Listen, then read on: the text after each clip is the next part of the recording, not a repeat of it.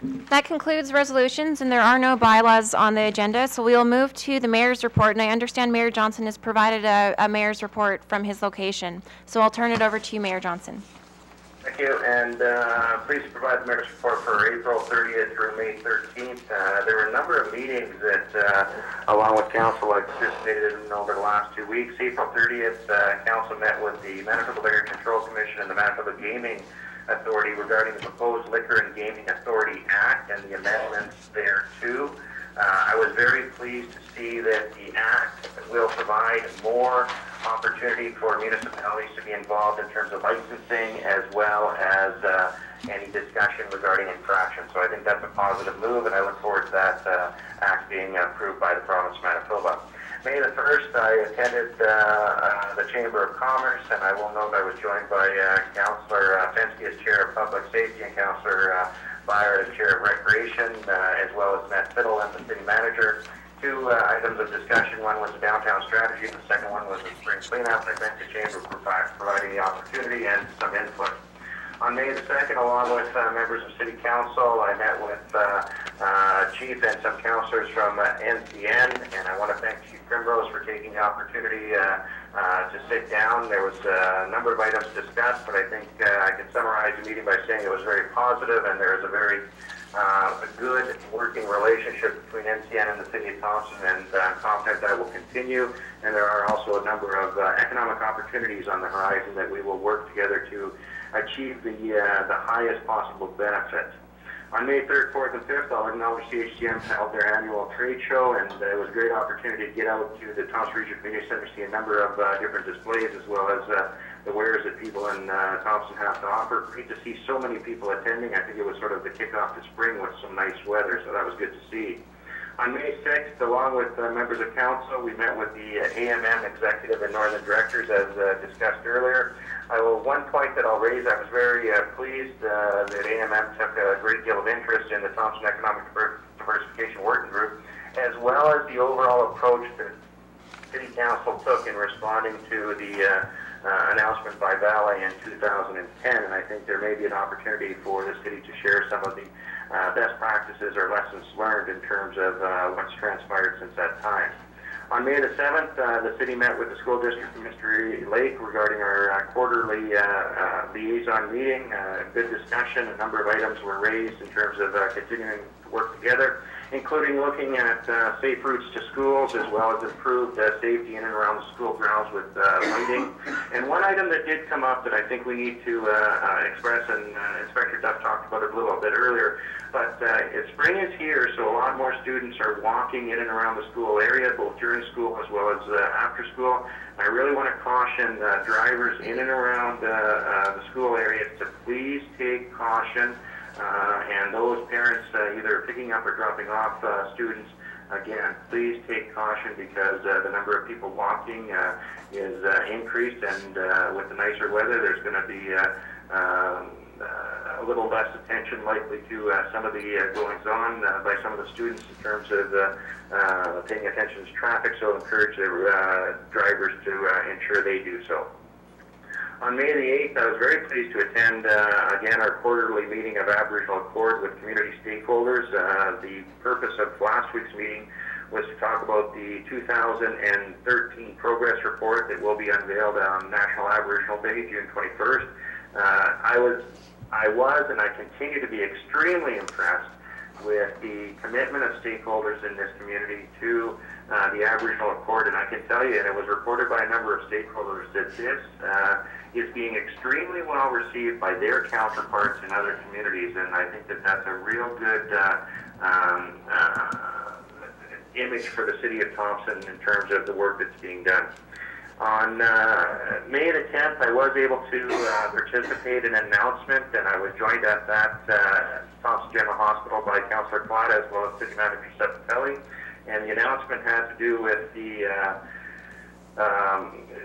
Diagnostic Services of Manitoba. In the province of Manitoba, Minister Ashton was present, and the announcement involved the unveiling of a new radiographic suite by Diagnostic Services Manitoba, which is imaging facilities in Thompson. They also have retrofitted Gilliman Lake.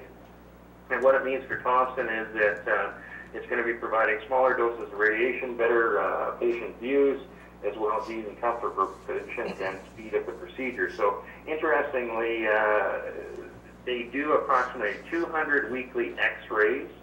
That's a large number, so it was nice to see that, again, Diagnostic Services Manitoba and the province of Manitoba invested over $270,000 in the upgrade of that facility, and I appreciate and I thank both of them for that commitment, but also the commitment to Thompson as the Regional Service Center in Health. And I appreciate Councillor Locker continuing to be our liaison with the Northern Health Authority and working to improve conditions and services in our hospital. A couple things that I do want to advise is that last weekend was the big spring cleanup. Unfortunately, on Friday, due to the snow earlier in the day, the corporate component was postponed. I believe that is taking place this week. But on Saturday, the community cleanup went forward. I had a chance to stop by as well as drive the community before I left town, and I can tell you I was extremely impressed with the number of people that were out picking up garbage. I understand over 800 bags were returned for the $3 a bag program, and it certainly made a difference in and around the community, and I was very pleased to see a large number of individuals in and around the downtown area cleaning up, so that was good to see. And again, we have to encourage that this takes place not just during the month of May, and we'll continue to offer that program, but that we continue to make a commitment to keeping Thompson clean 12 months of the year. I received a number of comments from residents that it looked much better as the snow was melting, but we have work to do. And I just want to comment, I've been in Winnipeg, arrived yesterday afternoon and had a chance to take a walk. I can tell you that we have achieved an awful lot in terms of cleanliness in the last couple of years, and I would put us against other communities now without hesitation. Interestingly enough, I'm not sure if Council is aware of this, but it was brought to my attention that the province of Manitoba has made an announcement regarding the increase in the number of VLT machines that are going to be offered in the province. They've ended the moratorium on VLTs. In my understanding, and we're going to have to go to the specific announcement, but my understanding it could mean up to 500 more VLTs in the province of Manitoba. We have a VLT issue in Thompson in terms of some of the revenue coming back, so I just think that's interesting. I would suggest through Finance and Admin or Legend Intergovernmental Affairs, we should review that announcement and what its impact on Thompson may be. Another announcement that took place last week that was extremely positive, I think, for our community was the valet communicated to all their employees, and Lovo Pollock provided a copy to myself and members of council regarding some of the initiatives that they're undertaking. I think three things come to mind. One is that he indicated, one is that they are strategically looking for a partnership to ensure the long-term sustainability of the Thompson operation. Two, that they have been successful in terms of ensuring the continuation at this time of the Birch Tree Mine, and they've been successful, I believe, in attaining 90% of their $100 million cost efficiency program. So I think all of that was very good news. I appreciate Valley conveying that to the employees, and I know it was well received also in the community, and I am confident and that we have more good news on the horizon as well. I can tell you that I am in Winnipeg this week to attend the Vision Quest conference, and on behalf, and I will be providing greetings tomorrow morning, or Wednesday morning, on behalf of the City of Thompson. And I think that's always interesting that I'm asked to travel 750 kilometers to extend greetings at an Aboriginal conference. I think, again, that recognizes the role and the leadership that our community and our council is playing in terms of improving relationships. Lastly, as mentioned by Councillor Fensky, May 15th, downtown strategy, or May 16th, downtown strategy, 5 p.m., grass area adjacent to the post office. Encourage community groups and residents to come out and hear a little bit more on the details for the downtown strategy this year. That is my report. I know that a number of other councillors attended events, and I would welcome any comments they may have. Thank you, Mayor Johnson. I'll open the floor, and I have Councillor Collada. Thank you, Mayor Johnson, for your information. Prior to the new machines, the new VLT machines coming into Thompson, several of the hotels and bars were asked to make more room in their premises to accommodate more machines. I haven't as yet counted them, but I can verify that there are more machines in Thompson now than there were a few months ago. I wanted to report on I attended the UCN social work graduation on May 10th. There were a number of excellent speakers, both local and out of town. And I've passed out a handout on information of some of the events at the local library. And there's special events there all the time. Of course, Megan O'Brien here would have more information than I do. So if you have any questions, you can talk to her. I'm sure she'd be happy to help you.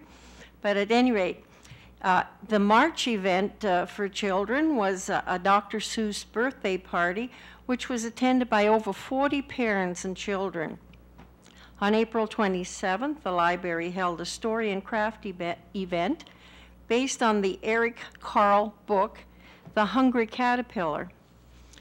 Our next event will be the Summer Ninja Book Challenge for youth and children. To accommodate the reduction in funding and our library contracts, the library will be reducing their hours of operation by 4 hours per week, commencing on September 3rd. So just an update on the library. I represent the City Council at that board. We have a wonderful facility, and I'm very proud to be part of the library board. Thank you. Thank you, Councillor Collette. I'll go to Councillor Fensky. Deputy Mayor Hogan, on May 8th and 9th, I was asked to attend a meeting of the Municipal Police Service Agreements partners in Ottawa on behalf of the province of Manitoba, representing the municipalities within city or within the province of Manitoba who have RCMP contracts. It was a very worthwhile meeting where we were able to sit at the table with Public Safety Canada, with RCMP representatives, and with representatives from the prairies and the provinces and territories, excluding Ontario and Quebec, who have their own police force. The other municipality that attended on behalf of their province was from Maple Ridge. Again, it was a good meeting, a good understanding of where we're going with policing and contracts. A lot of work to do, but it was a very informative meeting, and nice to be there on behalf of the City of Thompson. Thank you. Thank you, Councillor Fensky. And I would like to also note that not only are you representing Thompson, but you're also representing a delegation of communities in Manitoba as chair of the committee that have RCMP contracts. And so I would like to thank you for also taking that leadership role and representing them as well. Councillor Beyer. On May the 5th, I had the honor of bringing greetings on behalf of the City of Thompson to the 50th anniversary of the 737 Royal Canadian Air Cadet Squadron staff. I'd like to mention that Councillors Clada and Robinson were also in attendance. I just want to, well, a few things.